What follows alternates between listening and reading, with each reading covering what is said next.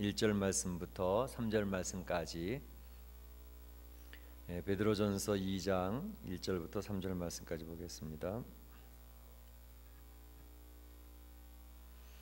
제가 가진 성경으로는 신약성경 378페이지입니다. 1절부터 3절 말씀까지 제가 봉독하겠습니다. 그러므로 모든 악독과 모든 기만과 외식과 시기와 모든 비방하는 말을 버리고 갓난 아이들 같이 순전하고 신령한 젖을 사모하라. 이는 그로 말미암아 너희로 구원에 이르도록 자라게 하려 함이라. 너희가 주의 인자하심을 맛보았으면 그리하라. 아멘. 아멘. 너희로 구원에 이르도록 자라게 하려 함이라 그랬습니다. 구원에 이르도록 자라가라. 자라나는 신앙에 대해서 오늘 말씀을 나누고자 합니다. 여러분은 혹시 자라나지 않는, 성장하지 않는 아이에 대한 이야기를 들어보신 적 있으시나요? 저는 그 전에 어떤 프로그램을 보다 보니까 그 자라나지 않는 아이에 대한 내용을 보여주는 그런 프로그램이 있었습니다. 아이가 어머니 몸에서 태어나긴 했는데 이가 어느 정도 자라다가 갑자기 자라나질 않는 거예요. 키도 안 크고 몸무게도 안 늘고 더 이상 성장이 되지 않는 그런 아이. 참으로 그 부모가 너무 안타까워하고 애타하고 그 희귀병에 걸려 있는 그 아이를 보면서 너무 힘들어하는 모습으로 반영되는 그런 내용을 본 적이 있었습니다. 오늘 본문에도 사도 베드로는 성도들을 향해서 너희는 구원에 이르도록 자라가라 이렇게 이야기를 하고 있습니다. 어떠십니까? 우리 사랑하는 성도들은 자신의 신앙을 한번 진단해 보실 때에 지금 나의 신앙이 계속해서 자라나고 있는 모습인가? 조금 더디기는 하지만 그래도 조금씩 변화되면서 자라나고 있습니다. 그러한 판단을 하시는지, 아니면 신앙생활한 지는 굉장히 오래되었는데 신앙이 언제부턴가는 그냥 정체 상태입니다. 자라나지 않고 있습니다.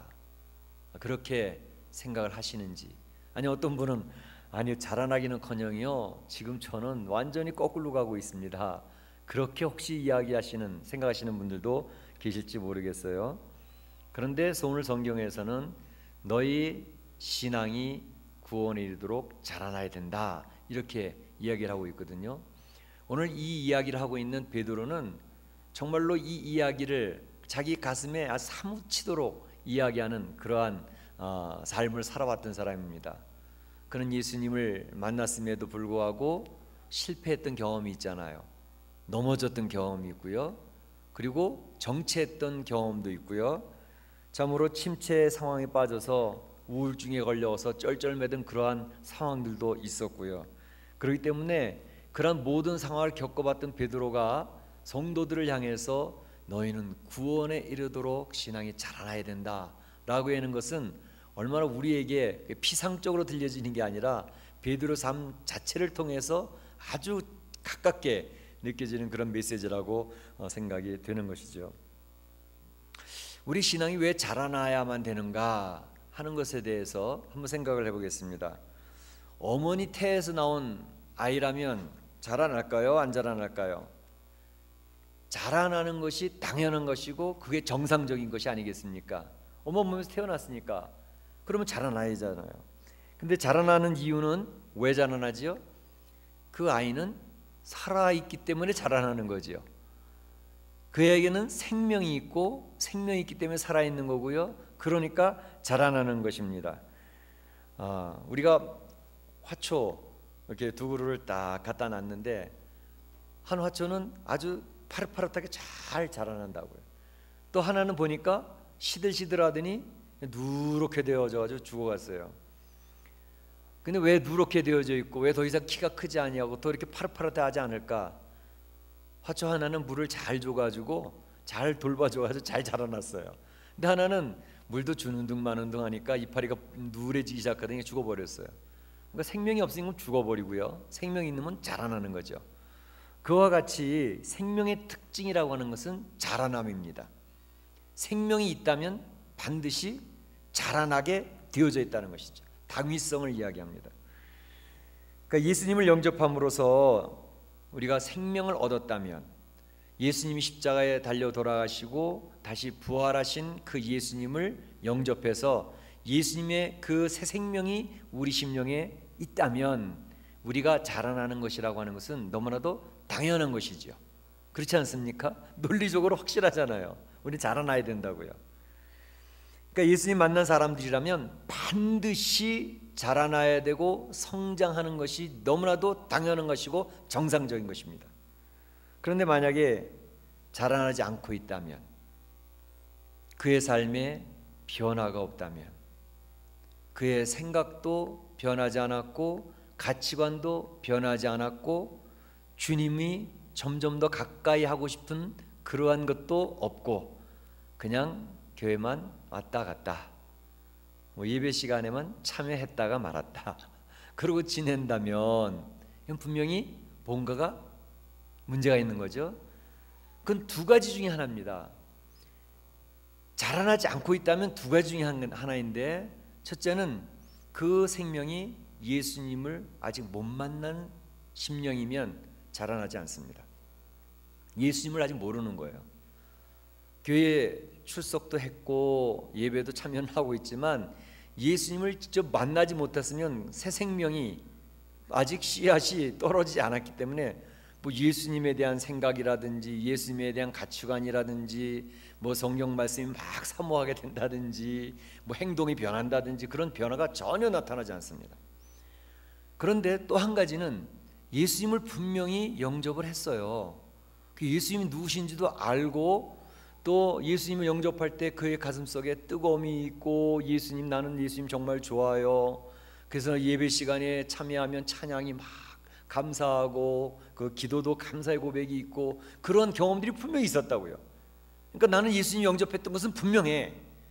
세례도 받았고요, 신앙 고백도 했고, 그리고 예배 드릴 때도 기쁨도 있고 감사도 있고 감격도 있었던 그런 시간들이 있었다고요. 근데 언제부턴가 그것이 슬며시 다 사라져버리고 내가 도대체 예수님을 믿는 사람인지 안 믿는 사람인지, 교회 예배 시간에 왔다가 갔다가 하기는 하지만 전혀 나의 심령 속에 아무런 감격도 없어요. 왜 그럴까요? 예수님 영접한 사람은 맞아요. 그런데 그 심령이 자라나지 아니하고 변화되지 아니하고 생각도 안 바뀌고 예수님을 사모하는 마음도 없어지고 그런 경우가 되었다면 그 사람은 자라나지 않는 이유가 심령에 병이 들었기 때문에 그렇습니다. 병이 들었기 때문에 그래요. 어린아이들도 생명이 있는데 자라나지 않는 이유는 병이 들면 안 자라나요. 그렇죠? 예. 그러니까 둘 중에 하나예요. 그 진단은 그렇게 내릴 수 있습니다. 신앙생활을 하는데, 교회를 출석을 하는데 자라나지 않다면 예수님을 아직 영접하지 않은 사람이라든지 예수님을 믿지 않은 사람이라든지 인격적인 만남이 전혀 없었어요. 그런 경우라든지 아니면 예수님을 분명히 인격적으로 만났고 고백도 했고 감사 구원의 감격도 있었는데 자라나지 않는다면 심령이 지금 병든 상태이기 때문에 그래요. 그래서 우리는 그것을 한번 생각을 해보면서 오늘 생각을 하는데, 특별히 여기서 한 가지 주의해야 될 것은 구원에 이르도록 자라게 하려 함이라 했을 때 이 말씀 오해하시면 안 됩니다. 그러니까 우리는 신앙의 성장이 있고 또 어떤 행위의 변화가 있고 어떤 삶에 다른 어떤 열매가 맺혀져야 구원을 받는다, 그런 뜻이 아닙니다. 그걸 오해하시면 안 됩니다. 예, 구원에 이르도록 자라게 하려 함이라는 것은 네 삶의 변화가 나타나고 네 행위가 달라졌고 삶에 열매가 있고 그러면 구원을 받는다, 그런 의미가 절대 아닙니다. 그게 아니고 여기서 구원에 이르도록 자라라는 것은 이미 예수님을 믿고 거듭난 사람, 예수님을 영접한 사람, 그 사람은 그 삶의 변화와 자라남과 성숙을 통해서 구원받은 자의 모습을 드러내라는 것입니다. 구원받은 자인 것을 확증하라는 것이에요. 그런 의미이지 구원 뭐 이렇게 해서 열심히 해서 최선을 다하고 땀을 흘리고 막 열심히 품고 해가지고 구원받으라, 그런 말이 절대 아닙니다. 그걸 오해하시면은 안 됩니다. 그래서 우리 장로교에서는 바로 이 구원관이 우리의 노력으로 인해서 구원받는다는 것을 절대 얘기하지 않습니다. 지난번에 말씀드렸던 것처럼 하나님의 자녀가 되는 것은 태어나는 거예요. 믿음으로 은혜로 말미암아 어머니 태에서 태어났듯이 태어남으로 예수님의 하나님의 말씀으로 하나님의 자녀가 되어지는 것이지요. 그 다음에 태어났다면 그 다음에 자라나야 되는데, 여기서 너희는 두렵고 떨림으로 구원을 이루라 하는 그 말씀도 똑같은 내용입니다. 그거는 구원받기 위해서 열심히 무엇인가 해서 열매를 맺고 삶의 변화를 나타내서 구원을 받아라 그런 의미가 절대 아닙니다. 구원받은 자인 것을 너의 성장을 통해서 너의 삶의 변화를 통해서 확증에 드러내 보여라 그 뜻입니다. 그러니까 이것을 오해는 절대 하시면 안 되겠고요. 그러니까 우리 어쨌든 중요한 것은 우리의 자라남과 성숙함과 변화의 모습은 성도의 생활에 있어서 굉장히 중요한 포인트라는 것이죠. 그렇죠? 그러니까 그 사람의 생각이 변했다든지 가치관이 변했다든지 그의 삶의 행동의 모습에 변화가 나타났다든지 예수님을 사모하는 모습이 달라졌다든지, 그러면 그 사람은 구원받은 자인 것이 확실히 드러나죠. 근데 구원받은 자임에도 불구하고 그런 것이 안 드러나는 사람들이 있어요.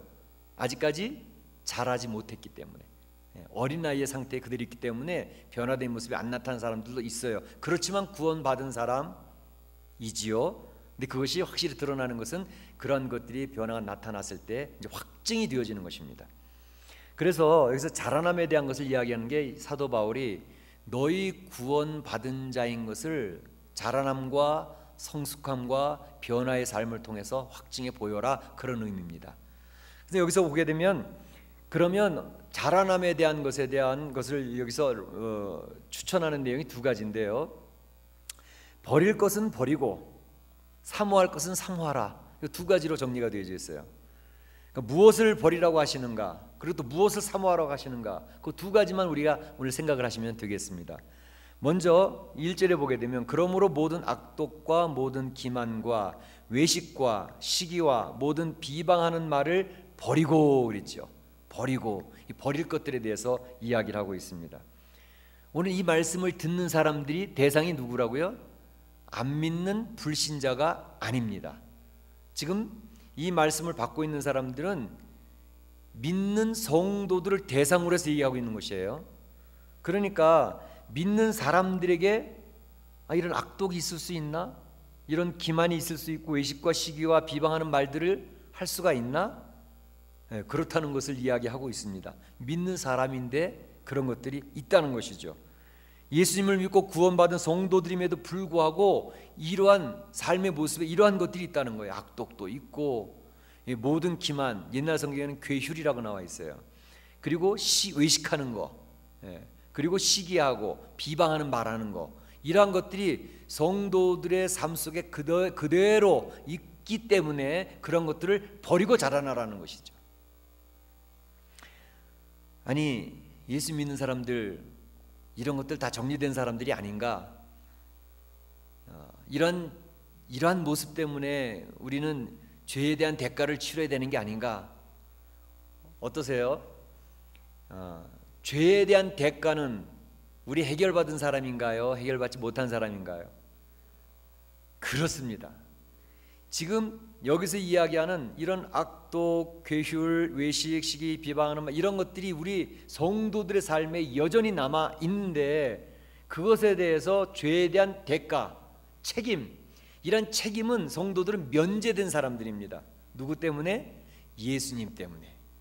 예수님이 이런 죄에 대한 우리가 저지르고 있는 모든 죄의 열매에 대한 것에 대해서 책임을 질 필요가 없다. 왜냐하면 예수님이 십자가에서 다 그의 죄에 대한 책임을 지고 갚았기 때문에 그런 죄에 대한 책임을 질 필요가 없는 사람들이 성도들이에요.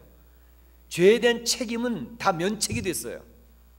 책임을 우리가 안 져도 우리는 여전히 죄의 열매를 지으면서 살고 있는데 그거에 대한 죄에 대한 책임을 지질 않아요. 그래서 은혜입니다. 지금까지도 그랬지만 우리가 앞으로 하나님 나라 갈 때까지도 죄의 열매들은 계속 또 맺어가면서 살 거예요. 왜요? 우리는 태어나면서부터 죄의 성품을 가지고 태어났는데 이 죄의 성품이 완전하게 해결되지를 않았어요. 그러니까 하나님 나라 갈 때까지는요 100% 완전한 성도로 세워지지를 못합니다. 하나님 나라 입성하는 그때의 완전함으로 회복이 되어지는 것이죠. 그러니까 우리가 죄의 성품을 제압하고 절제하고 이게 다스리면서 살아가고 있을 뿐이지 그 죄의 성품은 성도들의 삶에서 여전히 성도들을 괴롭힙니다. 그래서 성도들이 굉장히 힘들어요. 사도 바울이 그런 얘기 하잖아요. 누가 이 사망의 몸에서 나를 건져내랴. 사도 바울 같은 분도 자기 안에 있는 나는 선을 행하길 원하는데 선을 행치 아니하고 원치 아니하는 악이 자꾸 나오니까 막 미칠 지경이라는 거예요. 그건 죄의 성품이 우리 성도들 안에 여전히 자리 잡고 있기 때문에 그것이 종종 우리를 넘어뜨리고 발목을 잡고 넘어뜨리는 그런 일들이 있기 때문에 굉장히 힘들어하는 거거든요. 그렇지만 그렇다고 해서 그 죄의 열매를 맺는 것에 대한 책임은 면제되어졌다는 사실을, 예수님으로 인하여 면제됐다는 사실, 그것 때문에 우리는 기쁘고 감사한 거죠. 그런데 바로 이 죄의 성품으로 일어나는 모든 것들을 잘 이제 다스리고 절제하고 제압하는 이런 삶이 있어야 되는 것인데 바로 그것을 버리라고 얘기를 하고 있잖아요. 에베소 4장 22절에서도 썩어져가는 구습을 쫓는 옛사람을 벗어버리고 그랬어요. 옛사람을 벗어버리는 작업을 성도들은 계속해서 해야 된다는 것이에요. 우리 안에는 죄의 성품이 자꾸 불쑥불쑥 튀어 올라오는데 그것들을 제압하고 절제하고 잡는, 버리는 그런 일들을 계속 해야 성장이 되어진다는 것을 이야기하고 있습니다. 오늘 본문에서 이야기한 이 버려야 될 것들에 대한 요소들을 잠깐 설명해 드리면, 모든 악독을 버리라 그랬는데 악독이 뭘까요? 악독은 이렇게 설명되어 있어요. 부당한 방법에 근거한 성취하고자 하는 욕구, 그러니까 남을 해치면서 자기의 이익을 취하려는 심사, 이렇게 설명을 하고 있습니다. 남이 망해도 괜찮고 나는 나만 잘 되면 돼. 그래서 그 내가 이루고자 하는 것은 수단과 방법을 가리지 않냐고 이루려고 하는 그러한 것들, 그런 것들을 얘기합니다. 또 여기서 모든 기만이라 그랬는데, 괴율이라고 하는 것은 목적 달성을 위해서 거짓되고 간사한 언어로 속임수를 쓰는 거, 이렇게 설명할 수가 있습니다.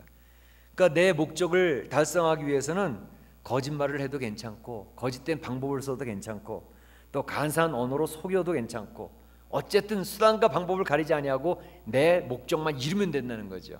이 마키아벨리즘이죠.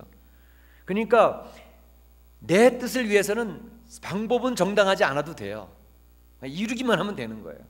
그것을 여기서 모든 기만이라고 설명하고 있습니다. 이것도 버려야 된다는 거죠. 그 다음에 세 번째는 외식이라 그랬는데, 외식이라고 하는 단어는 이 마스크, 가면 있죠. 가면을 설명하는 말입니다.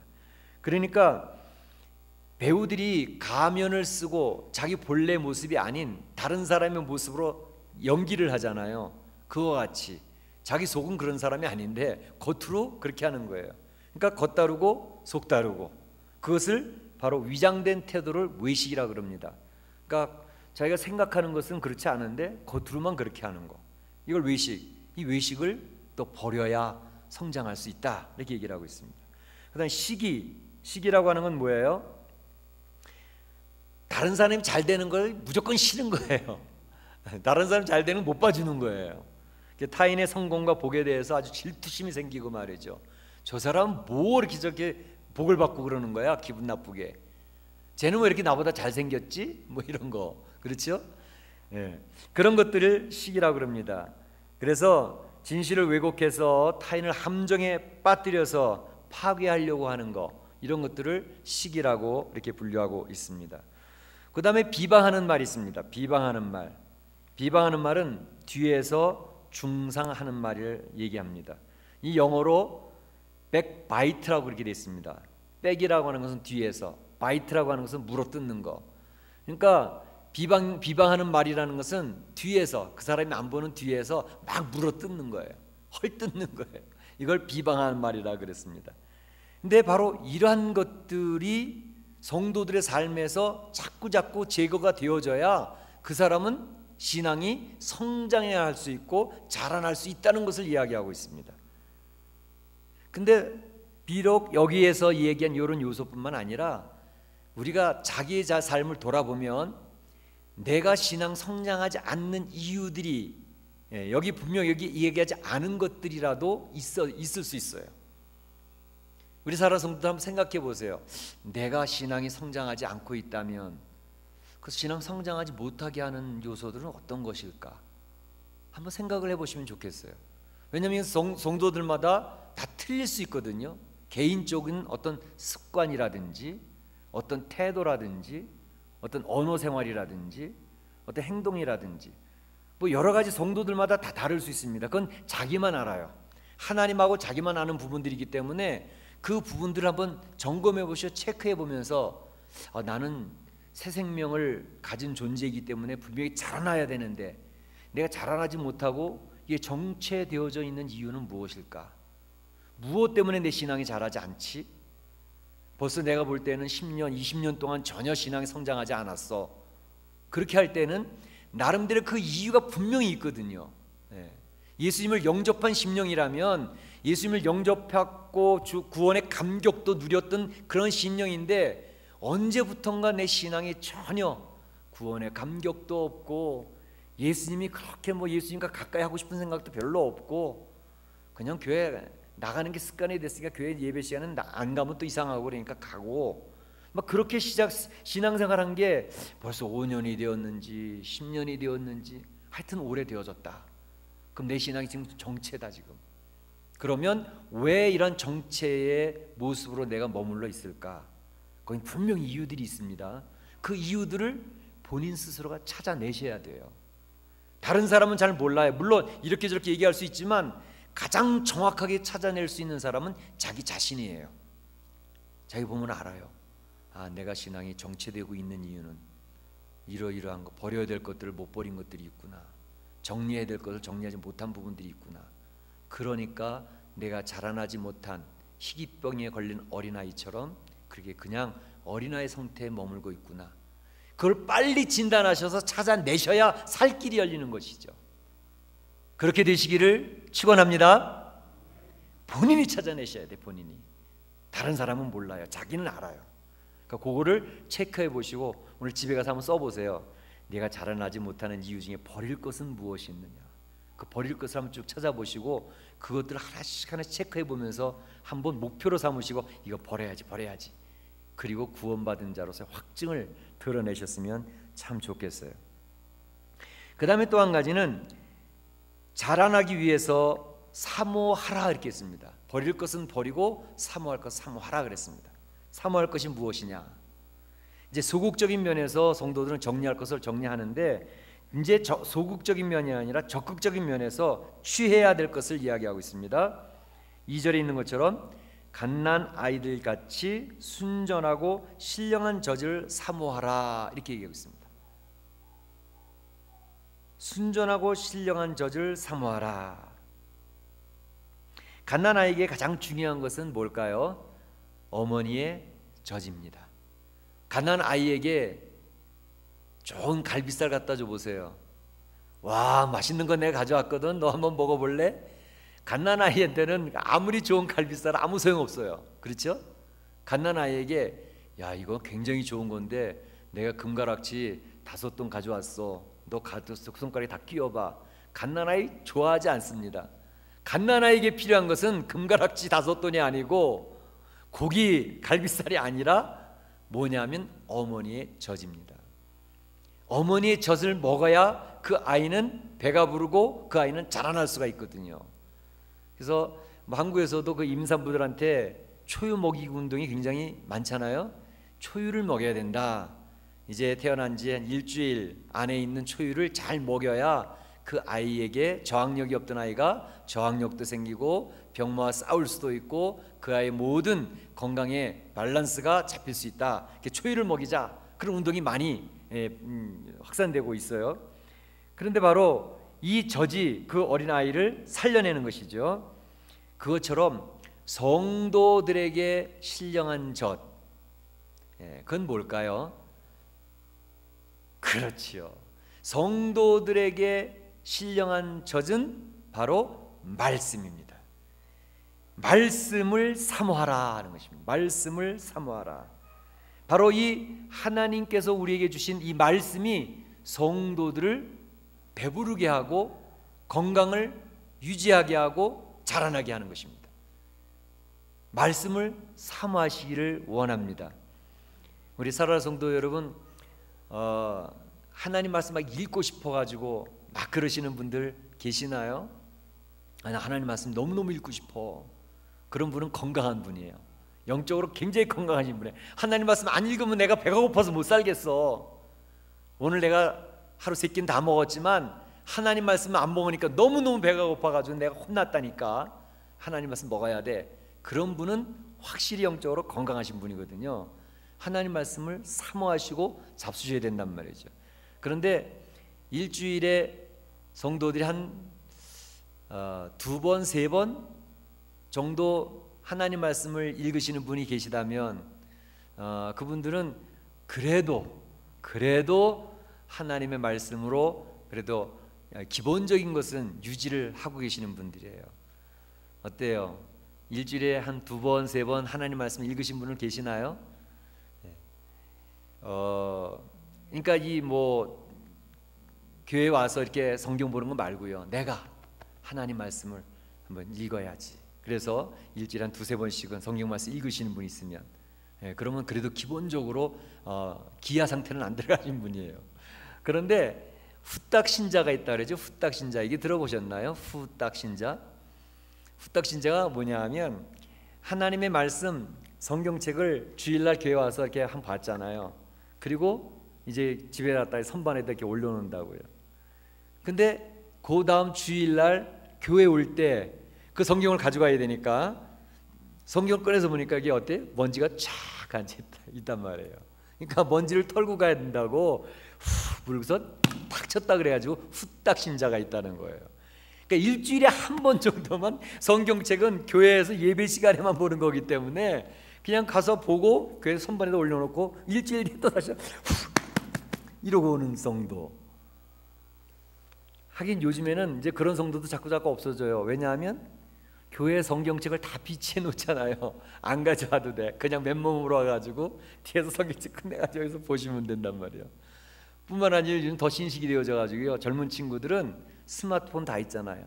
스마트폰에 다운로드 받으면 성경이 쫙 몇 개씩 떠요. 그러니까 성경책을 가져다니면서 아이고 참 그 옛날 분이라 그렇게 하는 거죠.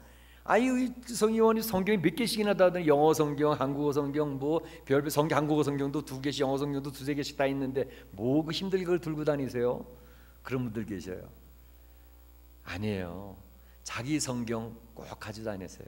스마트폰에 있는 성경도 좋지만 이렇게 눈으로 읽을 수 있고 연필로 줄을 그을 수 있는 자기 성경이 있으시면 참 좋아요. 저도 이제 우리 멕시카니께 와서 성경이 바뀌었어요. 먼저 쓸 때는 저는 한글 개역을 썼기 때문에 그 성경을 늘 봤기 때문에 그 성경을 했는데 여기 와서는 개역 개정을 쓰니까 제가 성경을 바꿨거든요. 성경이 안 찾아지는 거예요. 막 성경이 안 찾아져요. 예. 분명히 성경이 말씀 여기 있어야 되는데 얼마나 이게 손이 안 익어가지고요. 그래서 성경이 바뀌면 굉장히 힘들어요. 그러니까 자기 성경은 얼마나 소중한 것인지 몰라요. 자기 성경. 그래서 지난주도 말씀드렸던 것처럼 링컨 대통령은 어머니 성경, 어머니가 물려준 성경, 그 가지고 성경이 다 떼가면 막 너덜너덜하지요. 근데 그 성경을 가지고 그러니까 어디 그러면 착 피면 착착 나와요. 그렇죠? 줄 쳤던 부분도 있고 줄 친 부분 딱 보면 그때 내가 이 줄을 외쳤었지. 그리고 내가 이 궁금해서 퀘스천 마크 붙여놨는데 그때 왜 붙였었지? 한꺼번에 그 히스토리가 쫙 연결되기 때문에 말씀이 다이나믹하게 입체적으로 들어온다고요. 근데 내 성경이 아닌 다른 성경을 들어보세요. 아는 성경 구절인데도요 얼마나 어색한지 몰라요. 찾아지지도 않고 그렇지 않아요? 예.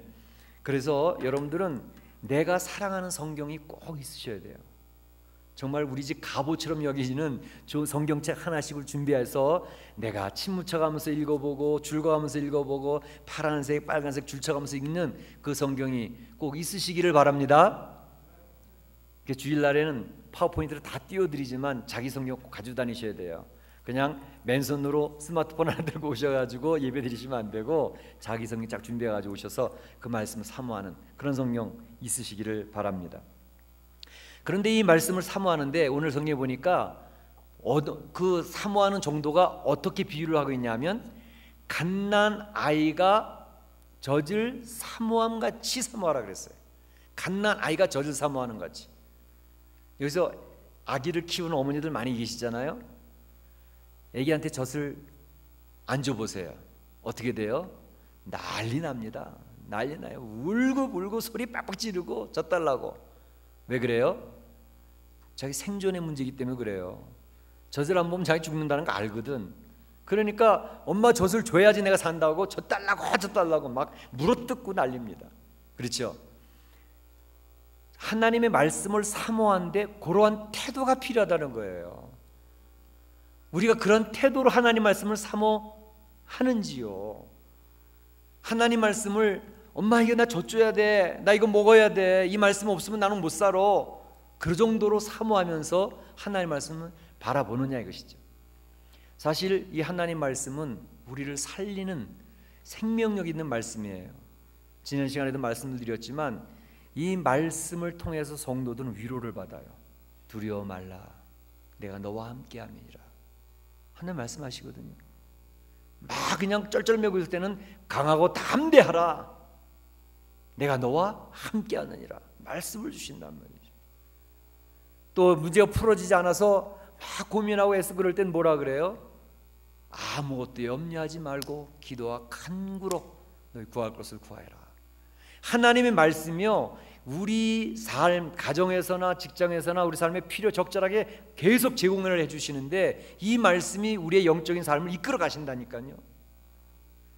그 체험을 하기 시작을 하면 성도들이 하나님 말씀 얼마나 사모하게 되는지 몰라요.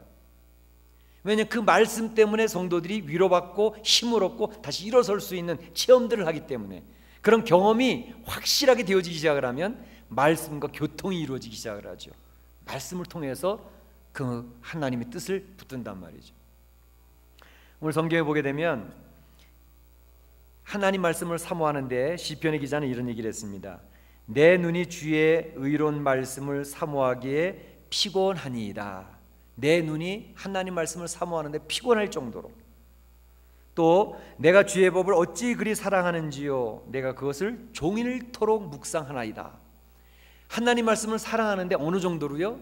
그 말씀을 종일토록 묵상하고 있다는 거예요.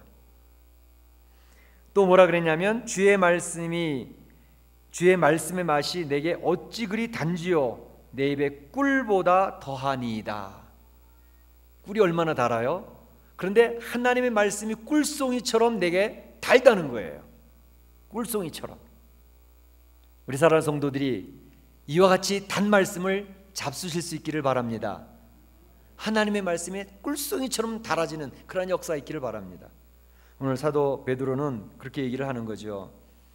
우리가 신앙에 성장을 해야 된다. 성장이 없다면 예수님을 못 만난 사람이든지 아니면 병든 사람이든지 둘 중에 하나인데, 내 신앙은 지금 성장하고 있느냐 아니면 정체하고 있느냐 살펴봐서 내가 한번 진찰을 해보시기 바랍니다.